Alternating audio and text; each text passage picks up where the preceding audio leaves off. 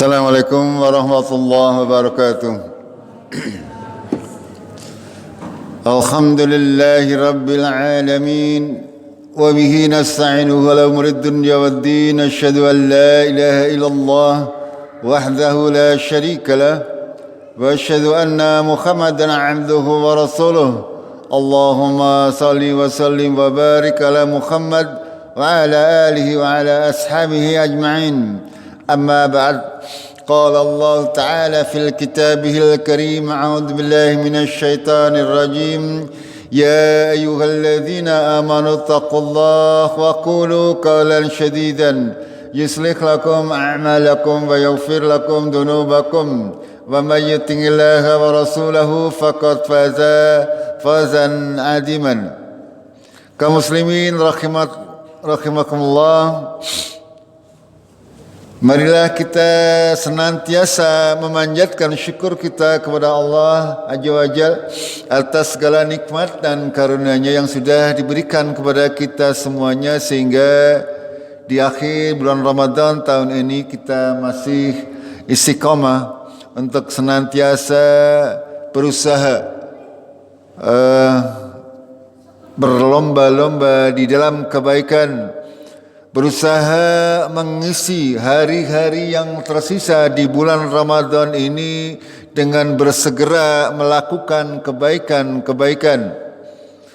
Jamaah rahimakumullah, kita masih diberi kesempatan oleh Allah Tabaraka wa Ta'ala untuk memperbaiki amal-amal kita, untuk memperbanyak amal-amal kita, untuk senantiasa update pemahaman kita tentang syariat agama Allah yang serba mulia, yang serba sempurna. Seluruh permasalahan dalam urusan kehidupan sehari-hari maupun kehidupan urusan ibadah sudah dijelaskan oleh Allah Tabaraka wa Ta'ala di dalam Al-Quran maupun sunnah-sunnah sahihah.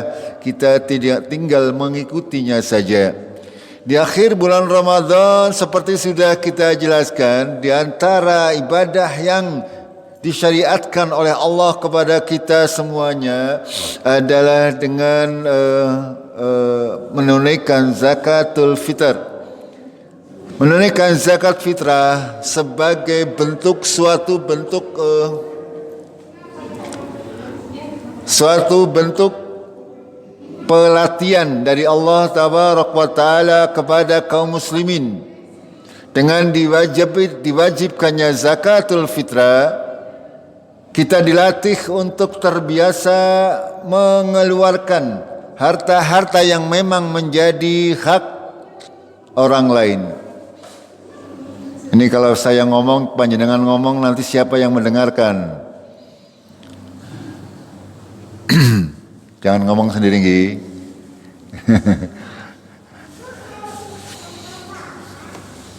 Jamaah rahimakumullah, sekali lagi Allah Tabaraka wa Ta'ala mensyariatkan zakatul fitrah sebagai bentuk pelatihan kepada kita semuanya, kaum muslimin, utamanya kaum yang beriman, agar supaya kita terbiasa untuk menjalankan apa-apa yang diperintah oleh Allah, khususnya terkait masalah sedekah, infak dan zakat.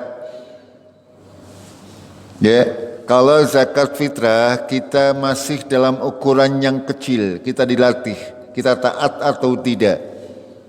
Kalau kita terbiasa mentaati Allah dalam hal yang kecil-kecil, insya Allah ketika dalam urusan yang lebih besar pun kita mampu untuk taat kepada Allah. Untuk mengeluarkan zakat mal misalnya, dari hasil panen kita, dari uang yang kita miliki, dari perhiasan yang kita miliki, ataupun harta-harta lain yang mungkin sudah mencapai batas agar untuk terkena zakat yang wajib. Itu. Lalu Allah Tabaraka wa Ta'ala memberikan aturan-aturan syariat bahwasanya itu semuanya untuk diberikan kepada yang berhak. Pada ayat suratul Baqarah Allah berfirman, A'udzubillahi minasyaitonirrajim, lil fuqara alladzina ukhsiru fi sabilillah la yastati'una darban fil ard Ya yakhsabuhumul jahilu aghniya'a min at-ta'affuf ta'rifuhum bisimahum la yas'aluna an-nasa ilkhafa. Jadi yang berhak untuk diberikan diantaranya adalah fakir, orang fakir miskin yang mereka terperangkap di jalan Allah. Mereka tidak bisa berusaha di muka bumi. Dan mereka orang-orang yang sangat menjaga kehormatan dirinya. Mereka tidak pernah meminta kepada manusia dengan jalan memaksa. Jamaah rahimakumullah, di antara keutamaan kaum muslimin yang sudah dicontohkan oleh para sahabat radhiyallahu anhum adalah mereka orang-orang yang mempunyai sifat harga diri yang luar biasa tinggi. Di dalam Al-Quran disebut ta'afuf yang sudah banyak hilang di tengah-tengah masyarakat kaum muslimin. Apa itu ta'afuf? Menganggap merasa cukup dengan apa yang sudah diberikan oleh Allah Tabaraka wa Ta'ala. Tidak mudah untuk meminta kepada orang lain kecuali kepada Allah. Dan akhlak ini yang sudah banyak dilupakan oleh kaum muslimin. Padahal para sahabat radhiyallahu anhum, mereka orang yang sangat banyak di antara mereka yang sangat fakir. Akan tetapi mereka tetap ta'affuf. Mereka menahan diri untuk tidak meminta kepada orang lain. Jamaah rahimakumullah, pada hari ini kita akan bahas terkait hal tersebut. Ya, hukum meminta-minta menurut syariat agama Allah. Baik meminta untuk dirinya sendiri, meminta untuk orang lain, meminta untuk pembangunan jamaah, pembangunan masjid misalnya, atau meminta untuk pembebasan tanah lahan parkir misalnya, seperti itu. Apa hukumnya? Kita harus paham itu semuanya agar kita tidak menjerumuskan diri kita ke dalam kehinaan. Kaum muslimin adalah orang-orang yang benar dijaga oleh Allah, baik darahnya, baik kehormatannya, dan semuanya.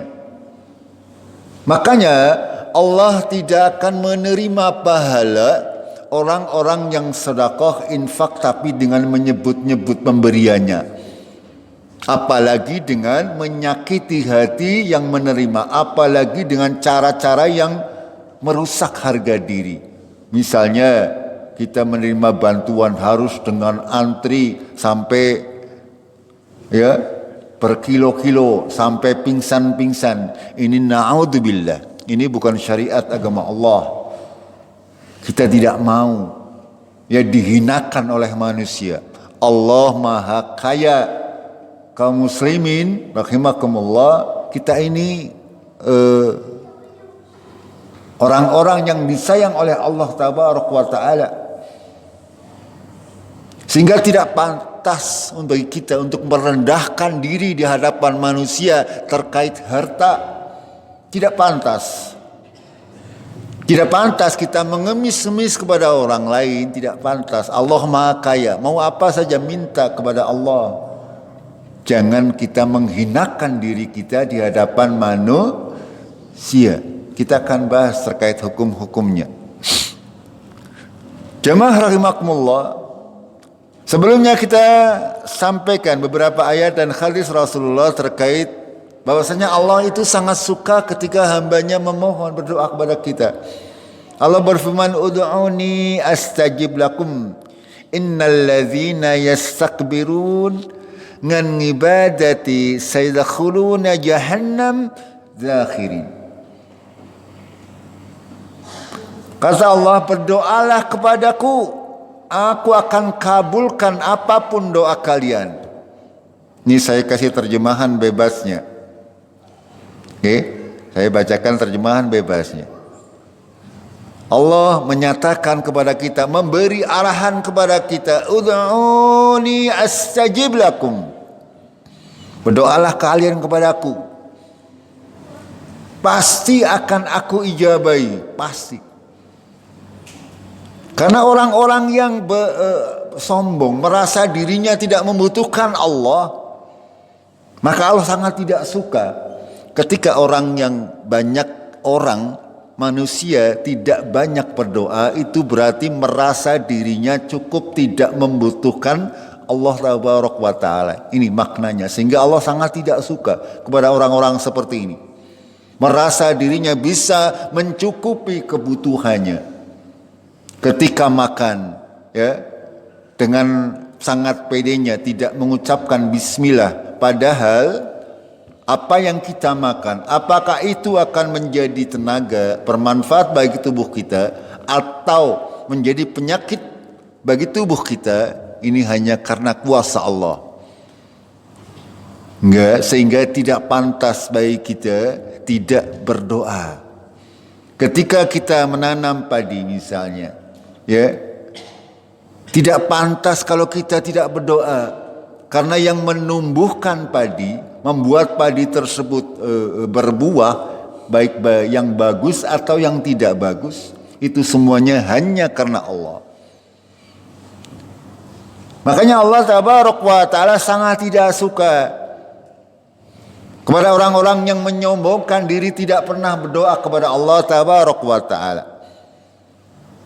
Sehingga di sini Allah mengancam, sayadkhuluna jahannama dakhirin, kelak akan kami masukkan mereka semuanya ke dalam neraka jahanam dengan terhina. Dalam sebuah hadis qudsi juga disebutkan. Yang kedua, ya, dalam sebuah hadis yang panjang meriwayat rawahu Muslim, ya, Tirmidzi dan Ibnu Majah.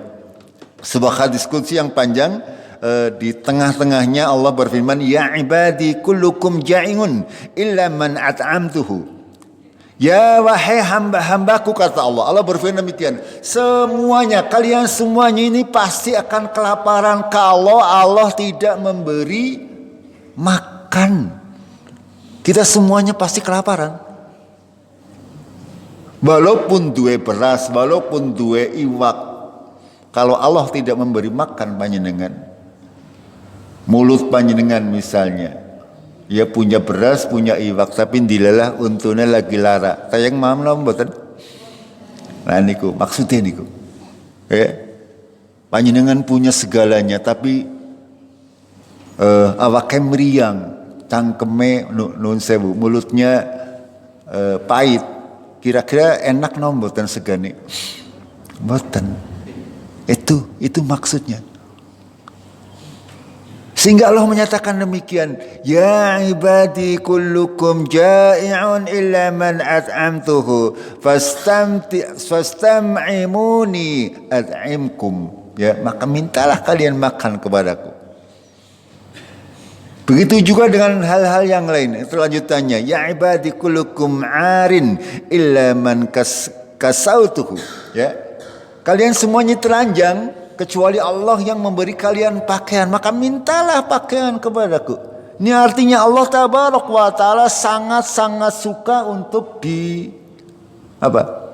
didoai, dimintai sesuatu. Ini menandakan bahwa manusia itu butuh kepada Allah. Ini Allah sangat suka. Akan tapi ketika orang itu senangnya meminta kepada manusia, bukan kepada Allah, ini malah menunjukkan ketidakfahaman terhadap aturan syariat. Panjenengan lihat hadis-hadis yang di bawahnya, para sahabat radhiyallahu anhum, orang-orang ulama bahkan Nabi, ya, mereka bahkan untuk urusan-urusan yang sepele saja mereka memohon di dalam salat. Iya. Padahal untuk urusan, ya panjenengan boleh saja sehabis sholat panjenengan, ya Allah mudah-mudahan berambange nyong. Nah, boleh saja. Ya, contoh ini contoh, panjenengan bisa baca sendiri. Wilayah. Bahkan untuk urusan sandal juga mereka para ulama salaf memohon kepada Allah Tabaraka wa Ta'ala, mengadukan semua permasalahan kepada Allah Tabaraka wa Ta'ala yang pertama, bukan kepada manusia. Berbeda dengan kita, ya, kaum muslimin zaman sekarang sudah tidak banyak yang ta'affuf, yang menjaga harga dirinya dari meminta-minta kepada orang lain. Padahal kita punya Allah yang maha kaya. Padahal kita punya Allah yang maha segalanya. Sedikit-sedikit meminta, sedikit-sedikit meminta. Ini bukan berarti meminta sama sekali tidak boleh, tidak. Kita akan pelajari nanti. Jamaah rahimakumullah, sekarang kita masuk ke materi inti. Ya. Yang dinamakan meminta-minta atau mengempis adalah meminta bantuan derma sumbangan baik kepada perorangan ataupun lembaga. Ya. Itu adalah identik dengan pengemis ini zaman dahulu ya. Pakaiannya kucel, kumal dan sebagainya. Zaman sekarang sih enggak seperti itu. Banyak pengemis pakai dasi. Ngina mboten itu. Ya, zaman dahulu ini kita berbicara zaman dahulu. Ya. Kenapa mereka mengemis? Kepenak nggih, kur medeng tok. Ngina mboten? Kur medeng saya punya pengalaman ya di daerah Cindaga sana, dekat Serayu ada seorang pengemis yang biasa mengemis di dekat rel kereta, ternyata rumahnya tingkat, subhanallah. Benar-benar ini. Ternyata rumahnya tingkat, rumahnya bagus, anak-anaknya juga sukses. Itu pengemis. Ya, memang dia kakinya tidak putus satu, dia mutasi. Ya. Tapi apakah seperti itu dibenarkan secara syariat? Nanti maka kita akan sedikit membahasnya. Faktor-faktor yang membuat seseorang itu mengemis, ini ada beberapa macam faktor ya yang membolehkan, diperbolehkan atau mendorong seseorang itu mengemis. Sudah barang tentu sangat banyak faktornya. Akan tetapi secara umum ya pengemis ini ada dua. Ya, pengemis ini ada dua secara umum. Ada yang memang benar-benar menjadi pengemis, ada juga yang pura-pura menjadi pengemis. Yang benar-benar menjadi pengemis seperti yang disampaikan oleh Allah Tabaraka wa Ta'ala, pada hakikatnya mereka juga tidak suka untuk meminta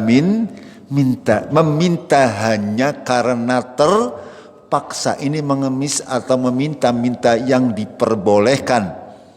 Ya. Meminta-minta yang diperbolehkan secara real. Allah Tabaraka wa Ta'ala ketika menjelaskan terkait ayat sedekah, Allah berfirman, lil fuqara'il ladzi ukhsiru fi sabilillah la yastati'una darban fil ard yakhsabuhumul jahilu aghniya'a minat ta'affuf. Ya, ta'rifuhum bisimahum la yas'aluna an-nasa ilkhafa wa ma tunfiqu min khairin fa innallaha bi'alim.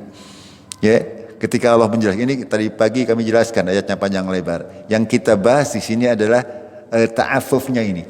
Ya, ta'affuf yang sudah banyak hilang di tengah kaum muslimin. Ta'affuf itu zaman para sahabat, mereka banyak yang miskin. Akan tetapi mereka jarang sekali mereka meminta kepada orang kecuali dalam keadaan terpaksa, walaupun mereka membutuhkannya. Sementara kita kaum muslimin, ya, banyak di antara kaum muslimin yang bahkan senang sekali meminta untuk menumpuk kekayaan padahal dia tidak membutuhkan, apalagi kalau memintanya dengan dalih menipu. Ya, ini untuk bantuan fakir miskin, jebulannya enggak, misalnya seperti itu. Kalau ada ini. Nah, kita yang kedua ya tadi ada yang kelompok pengemis gadungan. Kadang-kadang ya di cara bahasa Jawanya adol melas digandeng-gandeng, dia keadaan cacat diidir-idirna. Ini kan merendahkan harga diri kita sebagai manusia, dan kaum muslimin tidak boleh seperti itu. Merendahkan kemana-mana, meminta belas kasihan orang lain. Na'udzubillah. Makanya saya sering sekali sampaikan, ketika ada orang di jalan-jalan itu menjadi paogah, termasuk untuk pembangunan masjid. Naudzubillah, saya sangat tidak suka menghina kehormatan kaum muslimin. Itu menghina kehormatan kaum muslimin, walaupun tujuannya baik, caranya harus mulia. Allah ghaniyun, wallahu ghaniyun hamid. Allah maha kaya lagi maha terpuji. Kaum muslimin harus seperti itu. Semuanya dilakukan dengan cara-cara yang terpuji. Di sini sifatnya, ya, ta'rifuhum bisimahum la yas'alunan nasa ilkhafa. Mereka tidak meminta kepada manusia secara memaksa. Ya.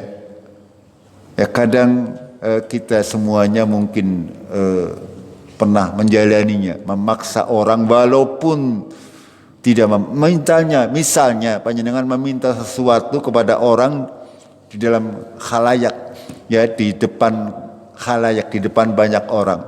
Ini kadang-kadang membuat orang yang diminta menjadi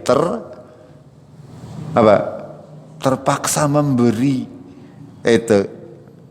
Ini seperti itu. Atau pada hal-hal yang lain yang membuat harga diri kita menjadi rendah di mata orang lain. Ini yang harus kita jaga.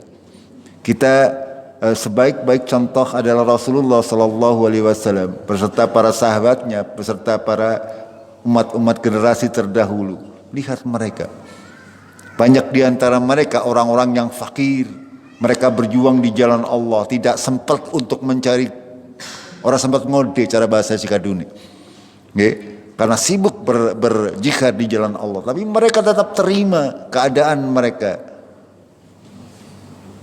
tidak sedikit-dikit menjual kasihan orang, ya, menjual kasihan orang, menjual agamanya untuk mendapatkan rezeki. Naudzubillah. Jamaah rahimakumullah, kita lanjutkan.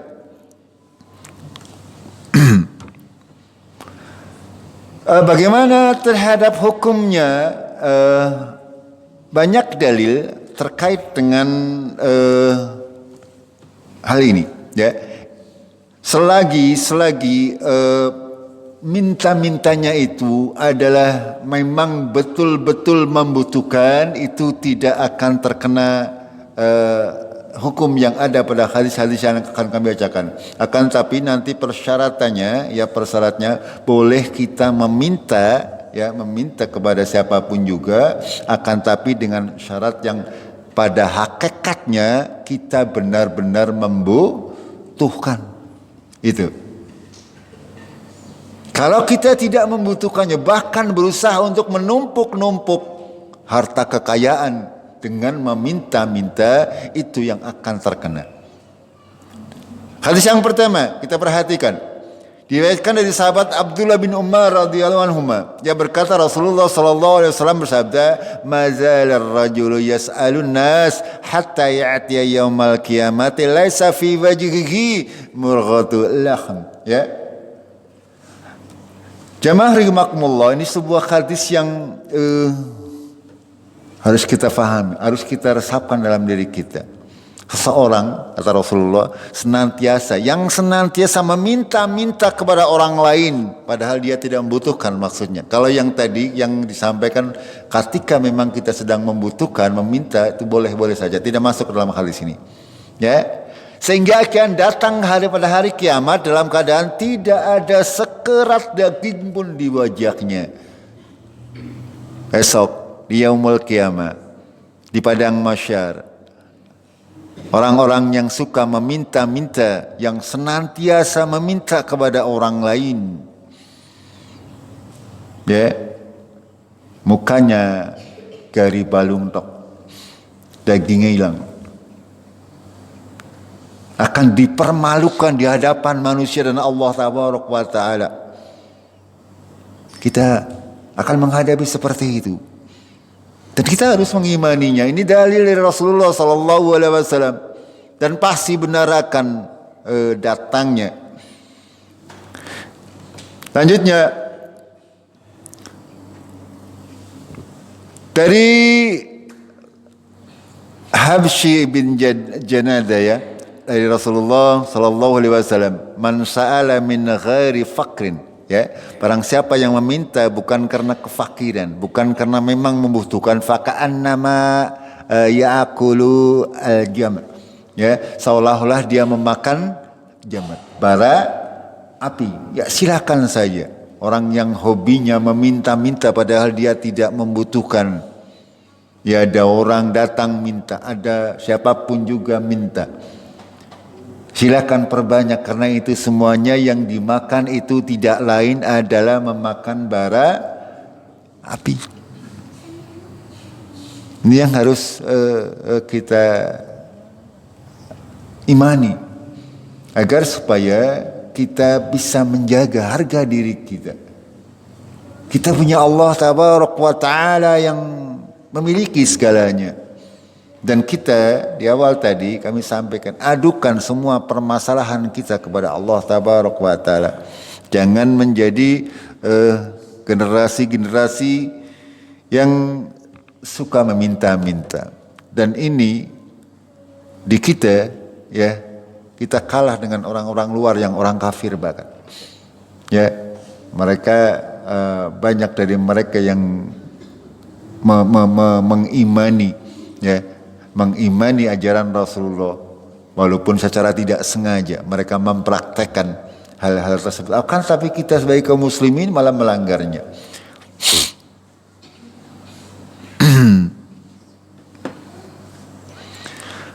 Dalam hadis yang lain, Rasulullah bersabda, al-mas'alatu, pengemis ini, kadun yakuddu biha rajulun wajhah. Ya, minta-minta itu merupakan cakaran, kata Rasulullah.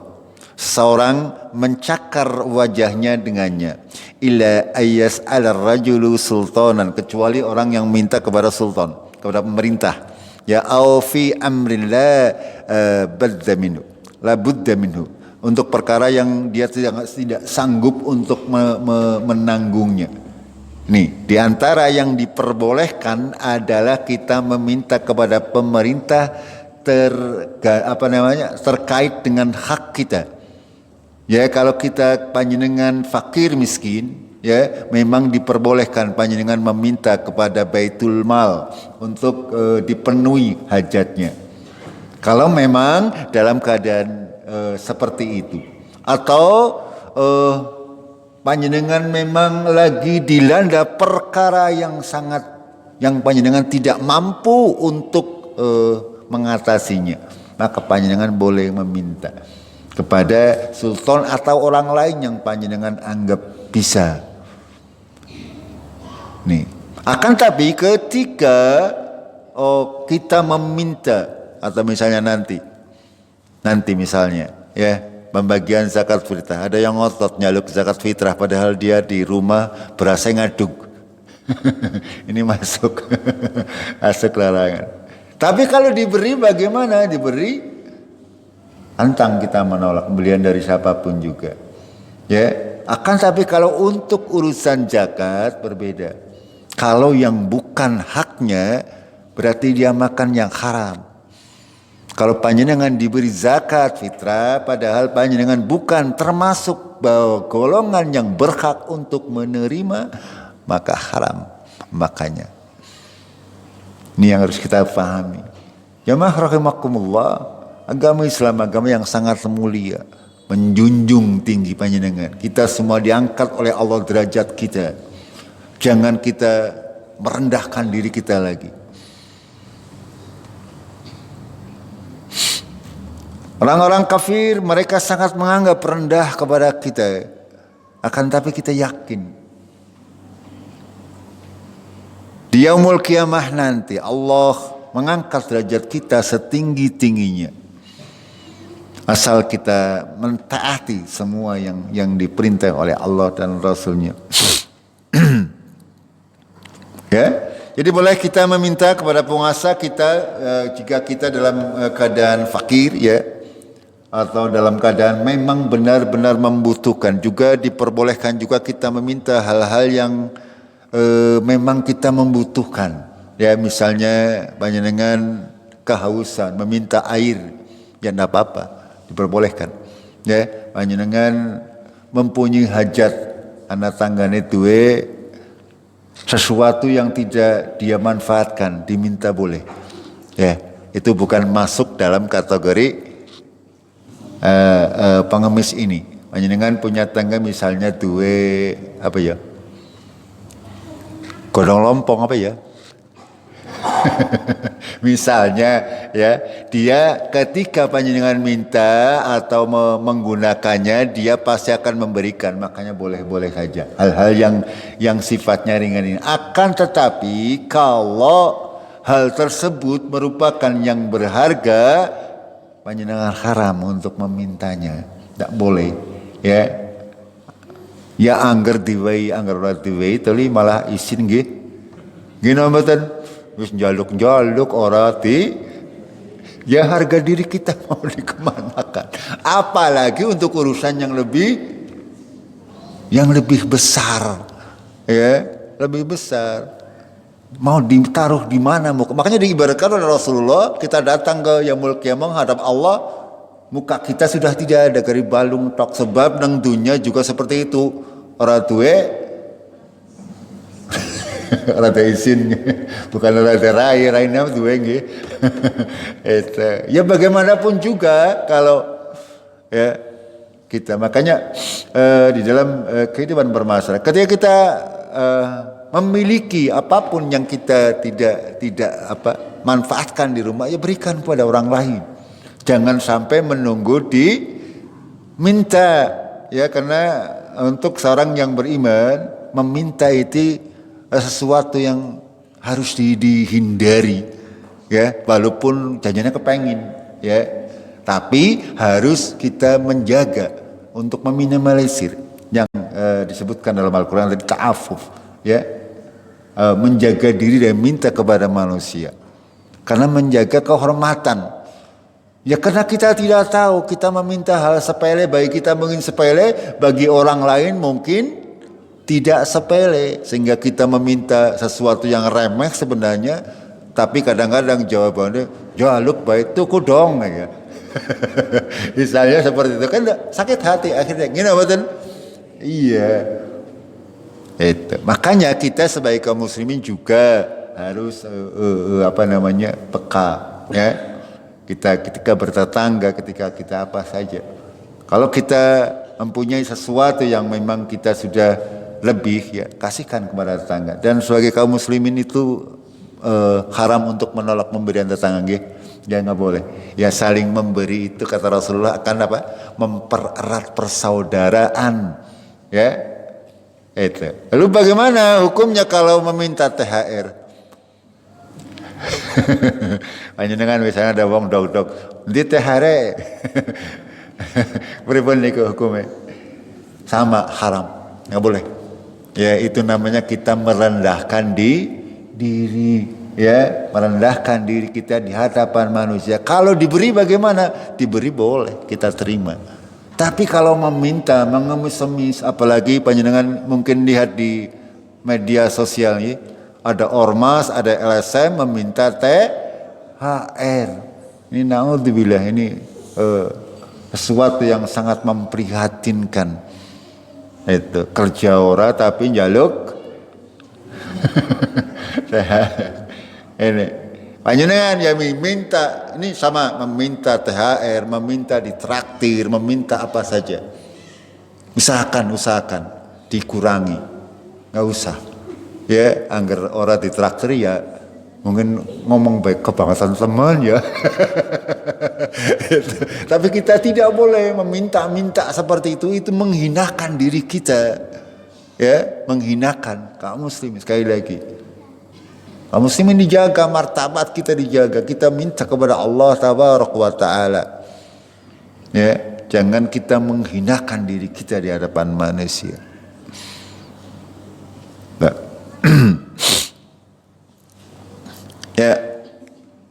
Dalam sebuah hadis yang panjang, dalil orang-orang yang diperbolehkan meminta, Rasulullah menyatakan kepada salah seorang yang bernama sahabat Kabisyah bin Mukharik. Ya, beliau beberapa kali minta kepada Rasulullah sallallahu alaihi wasallam. Ya, akan tapi di kali yang kesekian, ya, beliau Rasulullah menasihati kepada Kabisyah. Saya bacakan terjemahnya saja. Wahai Kabisyah, sesungguhnya meminta-minta itu tidak halal. Ya, meminta-minta itu tidak halal. Ini kan umum gitu dalilnya gitu. Gimana betul? Iya, meminta-minta itu tidak halal kecuali dari tiga orang ini. Tiga orang ini diperbolehkan. Seorang yang menanggung hutang orang lain boleh meminta sampai lunas hutangnya, boleh dia meminta-minta. Kemudian berhenti daripada minta-minta. Yang kedua, seorang yang ditimpa musibah yang menghabiskan hartanya, ia boleh meminta-minta sampai mendapatkan sandaran hidup. Dan seorang yang ditimpa kesengsaraan hidup, sehingga ada tiga orang yang berakal dari kaumnya mengatakan si fulan telah ditimpa kesengsaraan hidup, maka ia boleh meminta-minta sampai mendapatkan sandaran hidup. Selain ketiga perkara tersebut, kata Rasulullah, wahai Kabisyah, adalah haram. Ya, dan orang yang memakannya adalah memakan yang haram. Ini harus kita pahami. Ya, kita meminta, ada orang datang meminta, cing ya, itu. Ya, kita mudah-mudahan untuk hal-hal yang tidak kita yang sudah kita lakukan, mungkin kita memohon kepada Allah agar senantiasa menghapuskan dosa-dosa kesalahan kita karena kejahilan kita. Artinya karena ketidaktahuan kita. Ya, itu semuanya mudah-mudahan Allah tabaraka. Pandangan ini dalam kisah lanjutan terkait Kabisa ini, beliau ini sampai akhir hayatnya tidak pernah meminta lagi. Bahkan pada zaman Khalifah Abu Bakar, Umar, beliau diberikan jatah yang dari ghanimah, dari harta rampasan perang, beliau menolak. Ya, karena sudah berjanji. Ya, tidak akan menerima atau meminta kepada orang sampai meninggal dunia. Ini cerita atau kisah tentang Khabisa ini. Salah seorang sahabat Rasulullah ketika mendapatkan nasihat dari Rasulullah Sallallahu Alaihi Wasallam. Para sahabat secara umum seperti itu. Ketika disampaikan dari Rasulullah, mereka bersegera sami'na wa ata'na, bersegera melaksanakan. Beda dengan kita.